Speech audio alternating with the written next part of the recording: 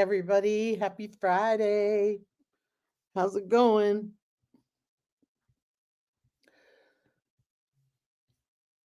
Let's see. Hey, Lisa Clovey. Good to see you, my friend. Hello, Barb's Country Home. Another friend. All friends. I love it. Hey, Gwen, Bro Cowgirl. Good to see you, my friend. Hope you're all doing amazing. Amazing. It's cold. I'm in this room with the door closed so the pellet stove can't heat it. And so yeah, I've got a fleece on. So I'm listening to the hubs talk to the dog. It's pretty funny. Hey, Heather Milk and Honey Heritage Farms. Good to see you. Thanks for being here. Thanks for being here, everybody. So yeah, we were 50 degrees yesterday. 50. And let's see what we are right now. Today we were 23. And so we're usually a couple degrees colder than the weather apps, depending on which ones you look at. So it says 14 feels like 5 degrees. I will still take it. No complaints. Because it was pretty warm during the day. We got a little bit of snow. Always thankful for that.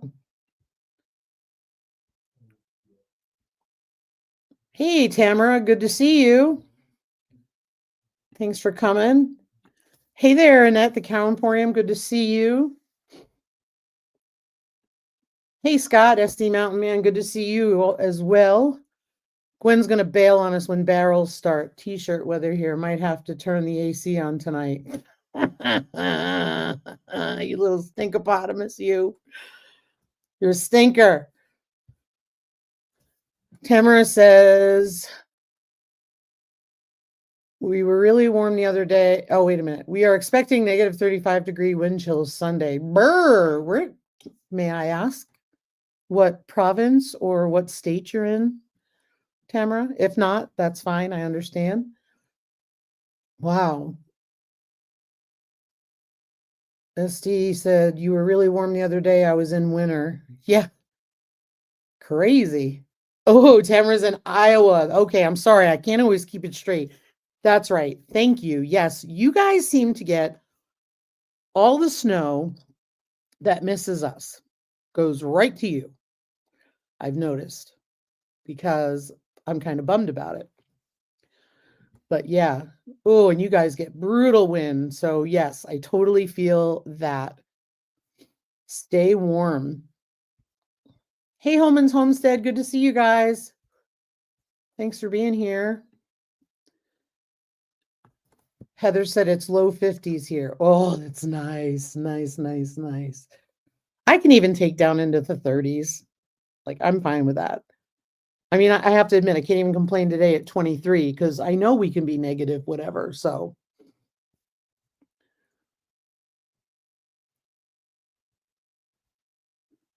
Scott said, I'm Southeast South Dakota. We got it the last couple of weekends. Yeah, you guys get more than we do. We got like an inch and a half, maybe two. So, but we've had like 2 snows where it was more than a dusting. That's it, which is kind of weird. But I be grateful for what you have and what you get. I bet you're over the snow. You guys had a lot of snow. I know winter doesn't start until the 22nd. I am looking forward to the winter solstice because that means we start getting lighter each day. And to me, the dark period's over. The cold weather, January and February, are no joke here. But then it turns. So, but they said it's going to be mild and dry for us. So, I don't know. We'll see. But I hear that there's a cold front coming through Tennessee and stuff too. I don't usually watch the national weather. Yeah, we have been really lucky the last few years. The past, I think this is the third winter, we've been really mild. I mean, we have our below zero, weather, which is to be expected in the elevation we're at. But just we'll take what we can get, right? Because if you take the all the snow, which you want for moisture, which is good for us with wildfire season in the spring, that means you have to take the sub-zero. Ideally, I'd like a winter that's like maybe 20s during the day. I don't care if we get below zero at night, but 20s during the day would be great. You can tell I'm getting older because I'm up in my numbers. But I've always said 20 to 80 makes me a happy girl. Yep. It's funny you say that, Gwen. We had chili tonight. We totally had chili tonight. So, couple quick things before we get into the discussion. Mountain Grandma and I have been nominated for like most interactive live or something along with other people at Round the Hay Bale, the podcast. So if you go to their YouTube, go to their community post, I shared it on my post as well. We were nominated as one of the nominees that people are voting for. So just throwing that out there. If you want to vote, go vote. If you don't, no worries. You can go to my community page or you can go to Round the Hay Bale. The one thing that I do know is that I don't know that if we won or not, but our channel was nominated for one of the best homesteading channels under a certain number of subscribers. We were up against a lot of bigger channels. So, but I think we got a lot of votes. So we'll see if we get notified. But I know people voted for that one a while back, but I just wanted to bring that up. Thank you. Thank you. I thought it was pretty cool. Yeah, they're doing the Hay Bale Awards for their podcast. So I thought it was kind of neat, just to be nominated is pretty cool. So what happens with it? I think they have a live and they're gonna do an award ceremony or something. I don't really know. It's their first one. But I'm pretty excited. So definitely check it out. Like I said, because it just amazes me because you're up against some bigger channels. So, it's pretty cool. And everybody's kind of awesome. So it's like, wow. Yes, Heather, that's right. Heather at Milk and Honey Heritage Farm. She was on that one also. Excellent job, Heather. So I don't know how it works. I'm waiting to hear. So, I mean, they always contact us and stuff. Oh, thanks, Gwen. Thank you so much. So yeah, it's your choice if you choose to do it. That's fine. As always, I'm not somebody who's like, you got to do this. That's just not me. What was the other thing? Oh, Tina at Life in the Piedmont is doing her homemade gifts for the holidays. I forget the hashtag. I forget all this stuff. Just go to Life in the Piedmont, Tina's channel. She's been putting out some really cool stuff. And I thought it was really neat. And we don't do gifts anymore. I send to my son and, our granddaughter, and that's it. But like tonight I was making snowflakes. I saw a reel on Instagram on how to make snowflakes. So of course, what they do is they give you the information in the reel on how to do it, but the reel just keeps going. You got to keep pausing it and pausing it and pausing it. Well, I wasn't buying a pattern for this, but it works up in like 10 minutes, this cute little snowflake. And I'm about to make a ton of them, but I'm not going to say why. You'll know at a later date. But I'm going to make a bunch of them. So they're really, really cute though. I'll show you a picture if I can, just because I really like how the second one came out compared to the first one.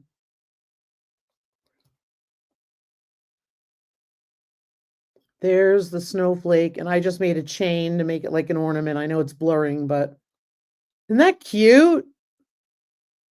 So cute. It's like 10 minutes to make. So definitely going to do that. But so for some of you, right? Isn't it pretty? They're so cute. Oh, I love it. I love it. It's just it works up so quick, and I had to like keep stopping the video, keep stopping the video, and type down what they wrote because they wrote it they wrote it very. You have to know how to crochet to get it. So I wrote it. I kept stopping it and writing it, and then I tried working through the first one, and I'm like, I'm missing something. I go back and I watch it. And it was funny because all the comments were, you need to slow that down if you want to give the pattern to us. But it's pretty easy to figure out if you know how to crochet. You've been doing it for a while. So I finally got the pattern down, but I like that it's that off-white kind of yarn, but she was doing it in white and blue, which was pretty cool, like all blue or all white. But great for a gift tag, great for the top of like a mason jar if you're giving somebody some canned goods. Really cute, really quick. And I thought a nice way to dress up a jar. This is one of my other projects. Oh, you can't see it. Hang on. I don't know if I showed this to you guys or not. Let me take the camera blur off. Okay. So I made this. This is like, I have to sew the arms on. I've just got them pinned. But this is like a granny square sweater for a mason jar that you're giving somebody. So I just sat there and then I put a button on to close it, and I was going to make a little hat for the jar, top of the jar, but I thought it was pretty neat. I got the yarn at like Goodwill or something, but I just thought it was cool. It's like I should have made it a little bigger, but I'm like, you know what? Put a little button on it. It's got a neat little collar. And I just thought it was really, really cute. You know, you give somebody a jar and it's got a little hat on it. So that's why I mentioned Tina's gifts from the heart. So I just thought it was really cool. Thank you. Thank you. It's fun. Kind of yes and kind of no, Heather. the the problem I'm having is I want to do it locally. I thought about doing it online, and I don't know, the shipping kind of makes me crazy because I just mailed like 4 things at the post office that should have been mailed in the March to people. Like I had seeds, I had some other stuff. I am so bad to go to the post office. It would be cute in red as a Santa suit. It really would. It really would, Tamara. You're so right. Thanks, Lisa Clovey. I have a bunch of stuff made, and that is my ultimate goal, but I don't feel like I have enough to stock something right now. So I'm still working on it. Life gets in the way in the warmer weather. So I try to do it all winter. And I think after all winter, but shipping is just expensive. And I don't know that I want to do that. So what I thought of doing is like setting up at some of the craft fairs. I just screwed up and missed fairs that were here locally. There's not a lot of fairs here unless you go to Rapid City. I don't want to do that. So my hope is next year to get into the Santa's Village, or this summer get into maybe Gold Discovery Days. I don't know. They're juried, and I don't know that they take my stuff. So we'll see. We'll see. They have craft fairs, like they have the Buffalo Roundup. They have Gold Discovery Days. I think they also had something for Custer this year, an extra one. And I kick myself for not doing it, but it was, it's hard. The summer times are hard. $10 or more to ship your aprons. Wow. I spent $70 shipping 3 packages the other day, and they were not big ones. Have a good night, SD. Take care, Scott. Hope everybody's doing well and stay warm. Yeah, I mean, I mailed like seeds. I mailed a book. I got a horse, a veterinary book on horses given to me for free. And I mailed it to a friend of mine with a horse who said she really would like it. A couple other things. It just, I don't know. I ended up getting the book and she had mentioned wanting it. So it was such a weird thing. So Diane at Shale Hollow got that. So I'm just bad to go to the post office. It's always packed and I don't want to be in there. That's the other thing too. I don't want to be in crowded places. Ever since I got sick that one year with the, you know what? I don't want to be in crowded places. That's like my big hesitation. I'll be honest, because I did not do well after that. But anywho, let's talk winter prepping. So depending on where you are, like you could be where Gwen is in Texas and you're not really getting a brutal winter, or you wait until things go below freezing before you have to worry about anything, like she mentioned earlier. Or you could be where Tamara is. Tamara was saying she's in Iowa and she is already tired of the snow and they're going to get wind chills and all that stuff. So it varies wherever you are. Yeah, I'd have to look into it. Sending books using media rates is cheaper. Yeah, I didn't know that. I don't often mail them. You want to know what I find though? It's easier to buy something and ship it for free from Amazon. I know I said it, but I'll give you an example. We sent our air fryer, which was like a year old, because we bought a Breville multifunction oven for the counter instead. Much better for us. We just didn't know about it because we don't use those things usually. Well, we came across it on a sale and we snatched it up and we're so glad we did. But then we had this air fryer that was like a year old. So we said to our son, we're going to send it to you. It cost me $90 to send it to him UPS ground. It would have been cheaper for me to buy him a new one and send it.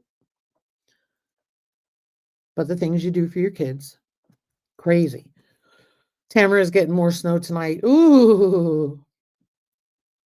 Yeah, $90. I kid you not. When it first came up, she said 200. And I said, if it's $200, we're not shipping it. And then she was like, no. And I'm like, all right, conspiracy theory moment. I'm convinced because all the other people, massive companies get shipping breaks. We pay for it. There's no way they are paying $90 to ship these things. No way. No way. It's crap. Okay, I'm done. Back to winter prep. Yep. I know. It's terrible. And the other stuff was just post office stuff. And we all know that's not reliable.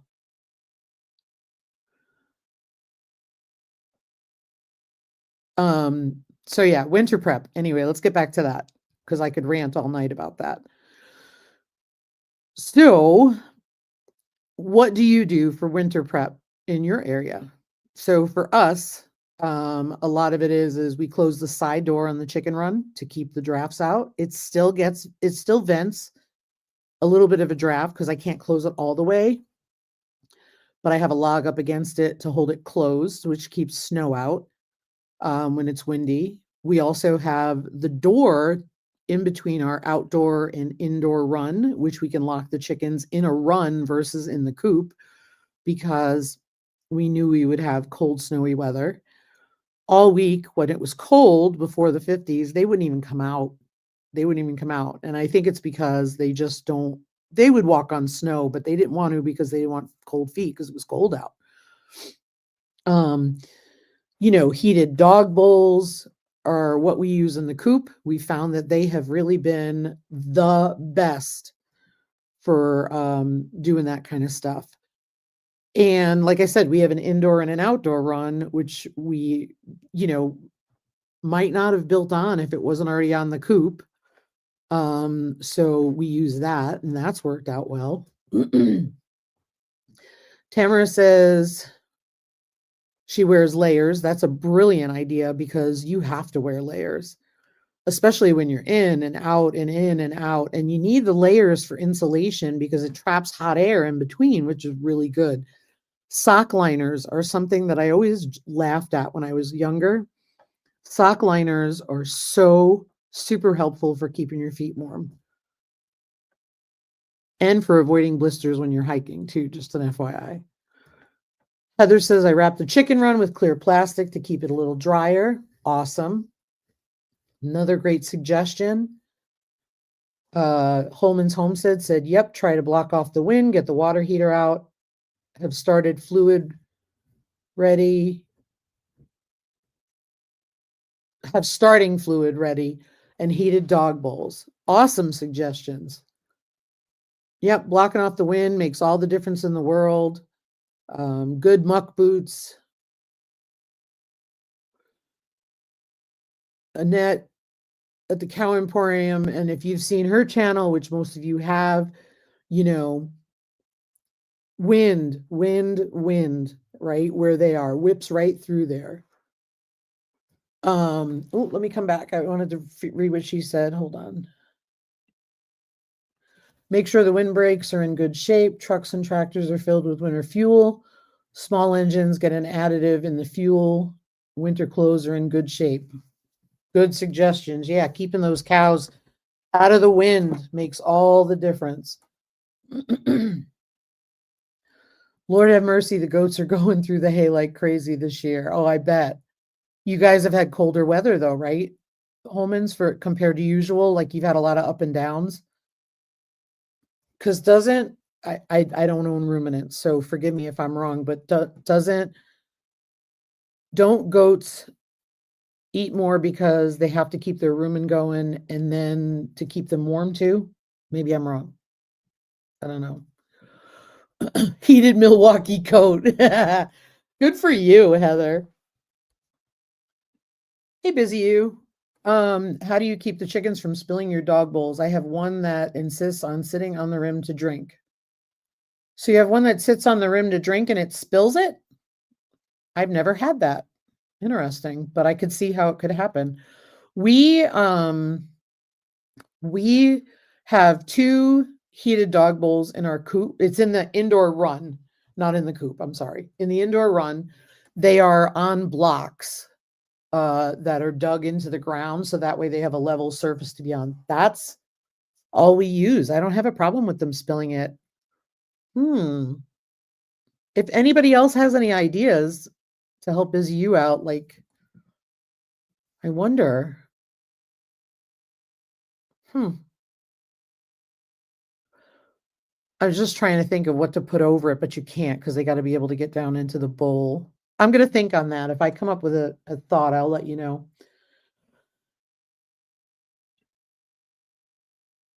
Tamara said open cupboard doors in sub-zero weather to protect pipes. Oh, yeah, absolutely.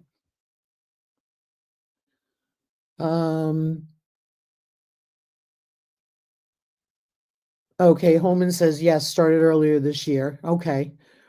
I haven't had that problem either yet. We use soft rubber tubs for water in the coop. I suggested to Glenn we screw it to the wall so they can't tip it. That is what we do for the pigs. So the pigs we switched to rubber bowls instead of the tire plastic feeders. And the reason why is I'm afraid of putting a shovel through ice and breaking the plastic. The rubber is more forgiving, so that's why I switched to rubber bowls. But hi, Ann, little Frenchie in Big Texas. Good to see you. Soft rubber tubs and screw it to the wall so they can't tip it. You might be able to build a wooden frame. Ooh, I'm thinking. But then I need to get the ice out, so something removable. So I wonder, Annette, if you could build a wooden base for your waterer so the dish won't tip, but at the same time you could easily lift it out to knock it out. And I wonder, Busy You, if that would be helpful for you if you put a wooden frame around your bowl, like a square, but no wood on the bottom. I wonder if that would help it from tipping over.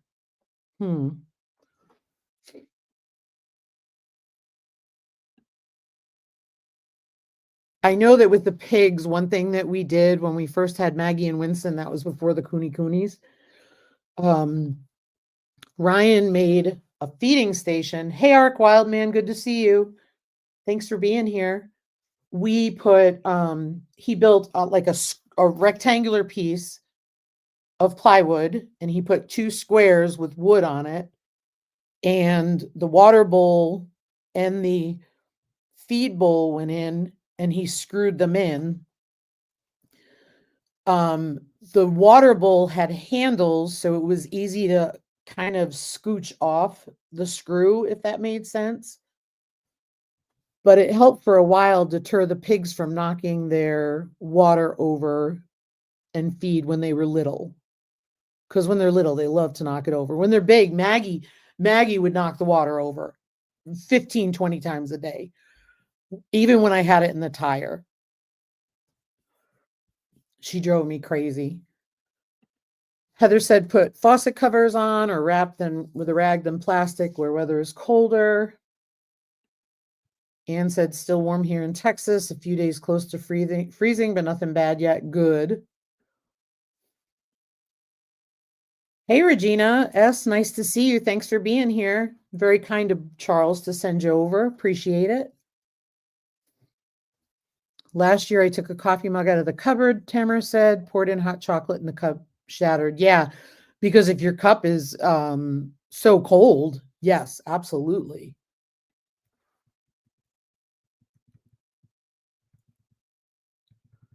Our house is so cool. I will always, especially when I'm canning in winter, I do it in the summer too, but especially in winter, I have to soak everything in real hot water before I add some stuff. Thanks for being here, everybody. I appreciate it. We have, in the pig area, I have 2 bowls in each, right? And that's because I've got 2 pigs in one area. I have 4 in the other area. I have the 2 sows and the 2, I call them the littles, but they're not so little anymore. But everybody has 2, I think 10-gallon waterers or more. They're those big rubber bowls, and I stick them into the tires. Now, one in each of the pens has a water heater in it. The other one doesn't. Why? Because I don't have enough electricity to draw from for safety. Have a good weekend, Holman's Homestead. I hope you guys stay warm and safe, okay? So the reason why I do that is because when we're not having really cold weather, I can break it open, because that way, if we're gone for the day, I break it open in the morning and I break it open at night. And that way, bye, Tamara. Thanks for being here. Good luck with the 4 jars flash sale. It's exciting.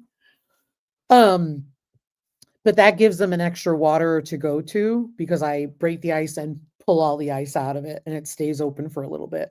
Now, when we get into the sub-zero, that is not going to happen. But I've gotten all the way up to the end of last week when we had minus 14 overnight. So there were two days that those things were so frozen, I couldn't break them. And on the 3rd day, I was able to, it had heated up around the black bowl and I could get the chunk out, and the chunk was like this. But then I just start filling them up again, because when you have those warmer days during the day, it's not a big deal to just take a shovel and break some ice, but it just gives them extra water. Because like I said, they don't drink as much water in winter, and I soak their feed, but always want them to have access to clean water. So, let's see what else. Round bales.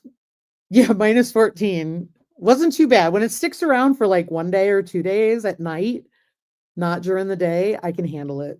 not a big deal. It's when it hangs around for a week, I'm so done, Anne. So done.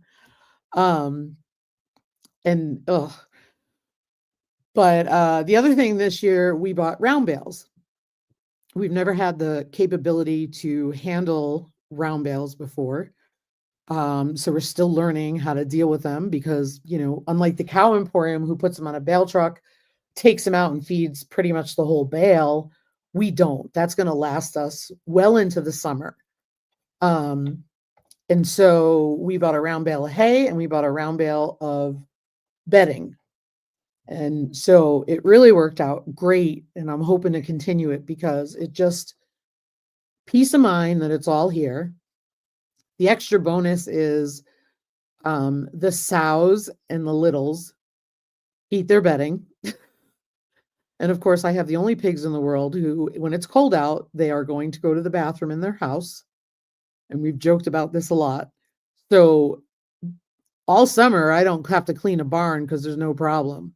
Winter comes, we're cleaning barns every week. So especially, it's a big difference now. There's 4 pigs in there versus 2. And then, of course, Grant, our boar, he likes to mark his territory and his spot in the barn he and Norman share. So we got to keep him warm and dry. So yeah, the large rounds were such a good thing for us. They really were. And, we're navigating, we're figuring out ways. We've got them on pallets on their side because I had to be able to unwrap them. And what I've been doing is we have tarps tied around them. And say this is the top, the tie is about here because the tarps are heavy enough to hold it down. And then the rest of the bale. And so Ryan will hold one thing up and I can just go pull off what I need to. And if we're doing a really big barn clean out, then we take the tarp off and just load them up. But it's really funny. You look on the camera and it was a cold day last week, right after we cleaned. And they were in there, the sows and the littles, they were in there chowing on their bedding. So it's pretty funny. But yeah, it worked out really great. Super thankful we had that opportunity because we used to have to run for shavings all the time and it's just so expensive. And typically the square straw bales are very expensive compared to like on the East Coast. So I think they were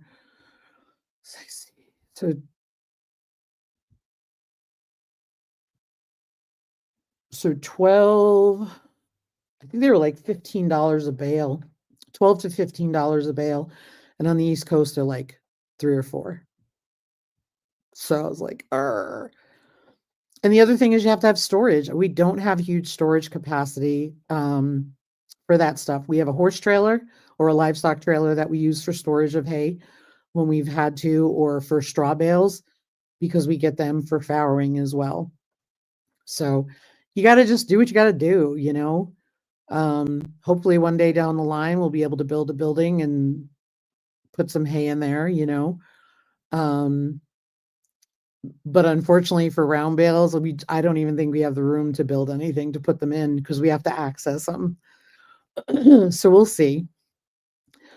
Someday. What else do we do? So we've got bucket heaters in the pig areas and their water bowls. That's on an extension cord. Trying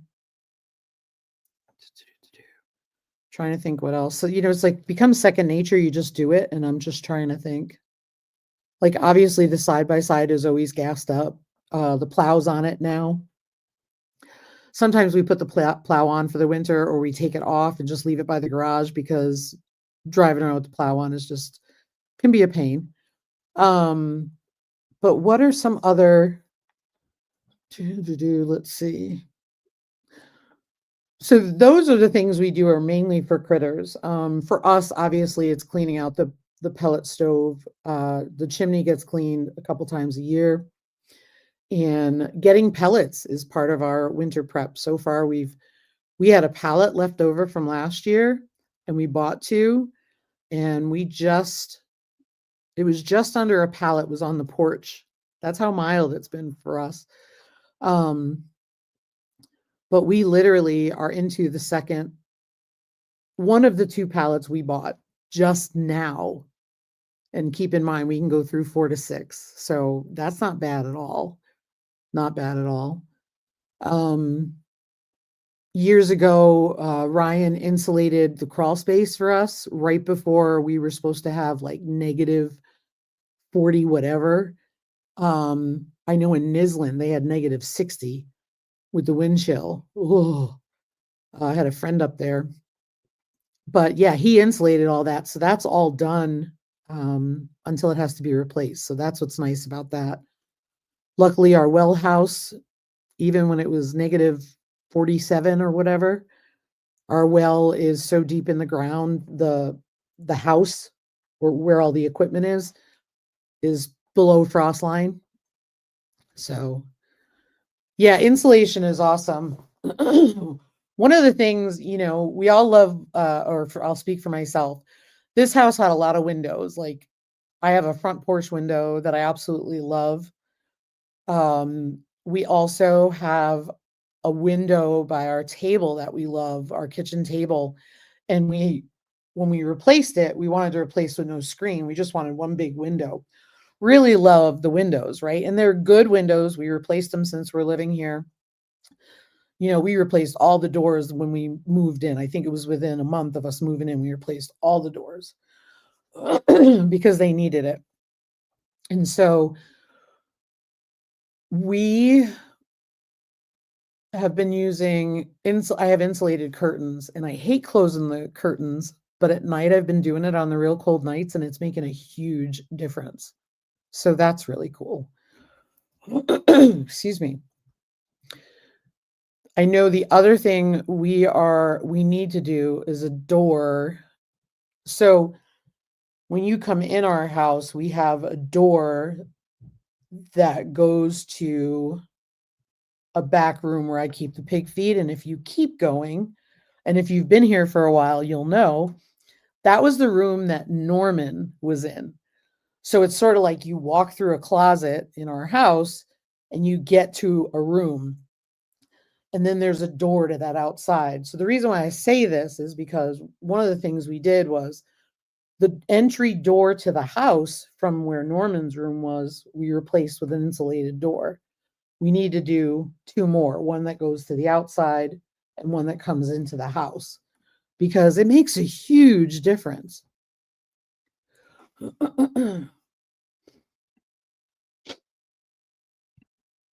Heather said, make sure to empty hoses out so ice doesn't form in them. I do that every time we use the hose. Yesterday we used the hose and we drained it all out, hung it up. But that is such a good tip. The other thing is, we will get cold enough where we can't use the outside spigot, and that's fine. It stinks, but it's fine. We get through. The best thing we did to help our winter prep is what do you call it? Oh, what do you call them, damn thing? A utility sink. We have a utility sink by our laundry room, which is our second half bath. And we have a utility sink in there. It has been so helpful for filling buckets up to bucket water out to everybody. So we leave the buckets upside down outside by the front porch. Ryan will fill them up and put them outside for me when I do chores. And it's been super helpful doing the teamwork thing to get it so easy. The other thing is collapsible hoses. Those little, I've got some, mine were actually Sears brand. And I got them at Fleet Farm on clearance. Talk about luck. I bought every one they had because I needed so much foot to go down there, so much footage to go down there. And when I did, I went back, I think like 2 days later, and bought another one because there was another one out there. So I bought it in case it blew on me. But what's great about those expandable hoses is I put it in a muck bucket when I'm able to use it outside, and it's great because then I just drain it, put it back in the muck bucket, bring it back in the house. So there's no water everywhere or nothing because we've left hoses. I've had hoses freeze and we had to bring them inside, and then there's water all over. Have a good weekend, and thanks for being here. Stay warm. But yeah, they're cool too. Warning though, I have heard those collapsible hoses, especially the cheap ones, will bust in cold weather or as they get older. So be careful. Annette says when it gets below -30, we plug in a heat lamp in the in-laws well pit. The well has been filled, but their pressure tank is down there. Gotcha. Yeah, that's important. We had to do that one time in North Carolina. We had to do it. In fact, I think if I'm remembering correctly, it was not proactive. It was reactive. We had to thaw our well after a really, really cold spell. It was the only time it happened to us. And it makes sense with all the water that was there.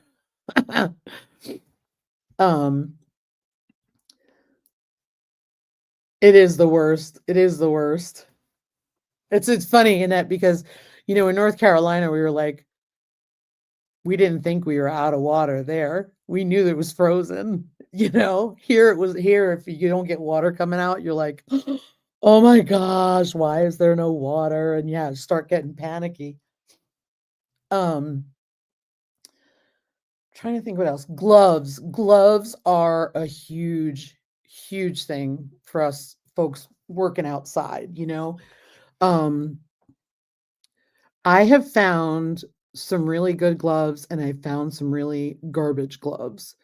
I wish I could remember all the names. I know before I found these yellow gloves, and I remember when it was that really cold winter, I remember sticking my hand in the stock tank because even with the heater, it had ice on it and I was breaking ice off so the pigs didn't get cut because Grant had cut his snout on a piece of ice. And I remember thinking to myself, I just put my hand in that water and I could tolerate it. That's an incredible glove. Now, mind you, I didn't have my hand in there long and I had to go inside and switch it because I got wet. But I want you to know that the whole time I was out there working, I got to finish with the pigs, do what I needed to do, and my hand was fine. I just have a thing where when my hands start to get cold, they take a long time to warm up. But yet today I had these really great, these red gloves. They're just thin. I use them for like when we're lifting things and stuff in the summer, or when it's kind of cold, but not really cold, and they're not really waterproof. I just have them on hand. And I had them on today and my hands were numb in minutes. So they were good for other weather, but not this kind of stuff, It's still warm here. It was cold a week ago, but warm again now. Well, I'm glad. I saw those cedar boards you posted on Instagram, Barb. I think I know what you're doing, but I'm not saying a word. I figured I'd let other folks respond.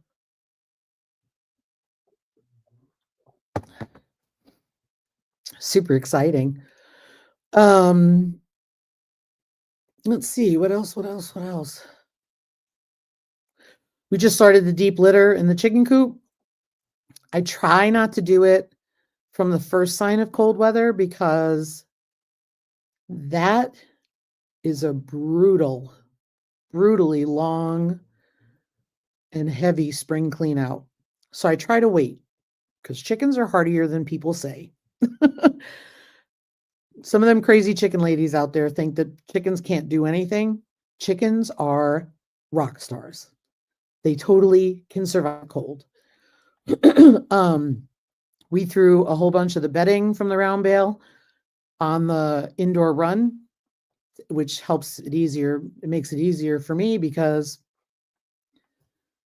you can actually rake up frozen straw with poop on it versus having it stuck to the dirt. So that works out well, and that gives them something to scratch in. And then we started deep litter. What I did was I scooped out. I do what I call modified deep litter. I tend to scoop out under all the roosts because it's so heavily manure laden and put that in the compost. And then throw in more shavings. So we've started that. Keep in mind, I can't scoop under the roosts often in winter if it's below freezing because I can't remove the piles. So in those cases where we're having a stretch where I can't remove the piles, I throw shavings over the top. And then in the spring I get it out, or when it, defrosts. So supposedly we're supposed to go back up in the 50s by Monday. So I will probably go out there again and do the pig barns on Monday once they got through the cold snap. Try to take advantage of any days above freezing to get, I even do it when it's not freezing. I'm sorry. I even do it when it is freezing. I'm not trying to say that. But what I'm saying is when you're having those up and down days, really try to take advantage of them because then the animals can go out. Because otherwise when I clean my little barns, when they all want to be in there, it's kind of hard to do. But you could tell it was 50 yesterday because everybody was out all day long, loving life. Today, they've been in the barns all day. It's for coop repairs. I'm totally wrong, Barb. I was all cocky. Totally wrong. Did not think coop repairs. I thought you were building you some more raised beds. Well, I'm glad you're doing the coop repairs. Coop always needs clean, Barb. Always.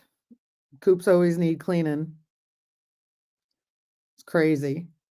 One of the things we've started doing, I know we were talking about winter, but in summertime, one of the things I've done is just I give the pigs a thin layer of bedding, in very thin, because I find they knock it all out in the summertime. The wintertime is when we really go through like bedding like none other, obviously. And back to the chickens being rock stars. I have chickens that sleep in the outdoor run all winter long and get mad at me when I pick them up to put them in when I find out it's going to be sub-zero. So chickens are truly incredible. On another freaky note, yes, I did, Barb. Ryan cut it. I had him cut several inches off.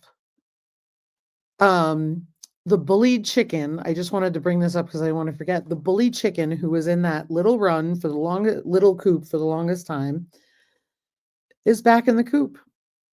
And knock on wood, a few scuffles, but they're not out to kill her like they were the last several times. So it seems to be working finally. Thank you, Barb. I appreciate it. So what are some other things you guys do for winter? Did we miss anything? Kind of curious. Oh, I just thought of something. So while if you guys are typing and giving suggestions, carpet on the barn doors. We took us a while to figure it out. We had moving blankets. We had old blankets we used. We had tarps we used. None of them worked well. And obviously, I know that we were trying to use what we had on hand. Carpet, old carpet, or if you get carpet remnants, you can get them for free. I literally cut a square out of my carpet 2 weeks before we were going to do the floor and covered it with an area rug because I needed to cover a pig barn and I knew we were going to tear the carpet out. So when we tore out all the last remaining carpet in our house, we made sure to keep 2 squares or 2 rectangles that would fit the opening of the pig doors, because we screw it in. We cut a slit up about 2 feet higher than the pigs, their height. So it's like almost 3/4 of the way on Grant and Norman's barn. And it's about halfway or a little more than half on the girls' barn. And that carpet has been such a key insulator for their barns. So that's really cool. It's amazing how sometimes you don't think of something and then it finally clicks. But it's hung up there like sort of like those heavy plastic strips are for walk-in coolers. So Barb said, I've been harvesting fresh spinach, romaine lettuce, radish, and lots of peppers. You little stinkopotamus, you're the cutest. I love that you're still harvesting stuff from your Texas garden, Barb. Amazing. Amazing. My cabbage in the greenhouse, deader than a doornail. Deader than a doornail.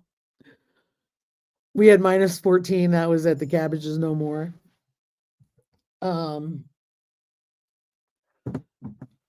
Heather said making red velvet mini cupcakes for a Christmas party tomorrow evening. Have fun. That sounds so good.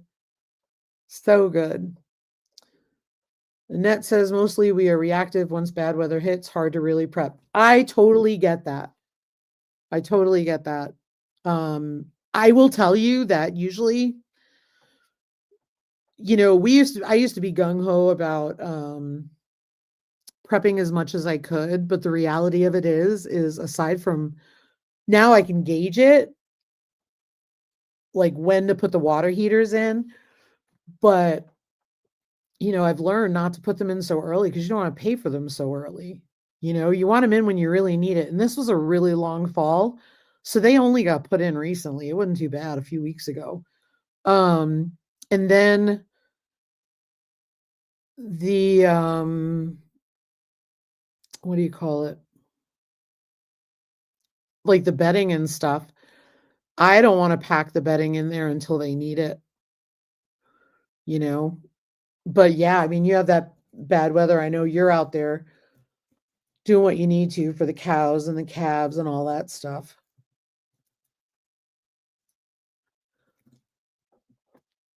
All right, guys. So yeah, if you guys have any suggestions for Busy You about the tipping the bowl over, kind of weird.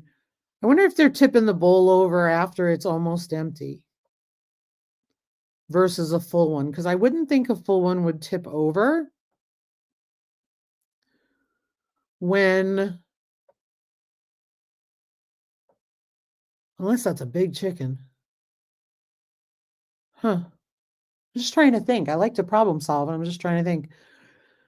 It might be worth it to put a second bowl out there and see what happens. Barb said, I didn't grow a second batch of cabbage this year. I planted 130 garlic and they're all popping up. Wow. That's exciting. We planted 102 and first time ever they started popping up. That's how crazy our fall was compared to usual. I've never had garlic pop up before spring. And the crazy thing is we planted it truly. Oh my gosh, was it last week in October?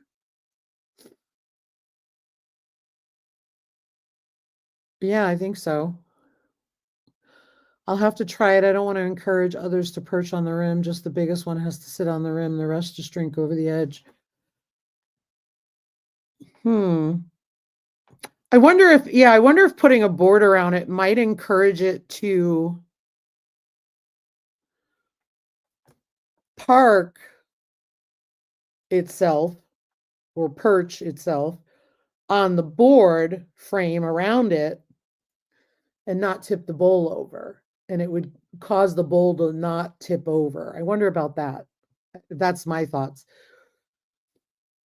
But because I was trying to think if you could put some kind of wire over it, but they wouldn't be able to reach in when it's low. But yeah. Yep, can't harvest the garlic until June or July. Yeah, our garlic we usually harvest beginning of August.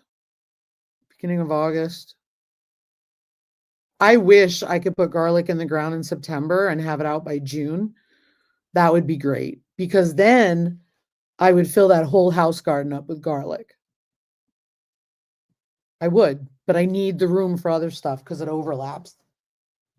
So, all right, my friends, I appreciate you all being here and I hope you have a wonderful weekend. Stay cool, stay warm, stay dry, whatever it is in your neck of the woods. I know for us, we're going to be staying warm until Monday. Then if we get up into the 50s, we'll be back outside and doing things. So, and yes, I'm going to Harvey's tomorrow, just so you know. Gwen's not here. She usually makes fun of me.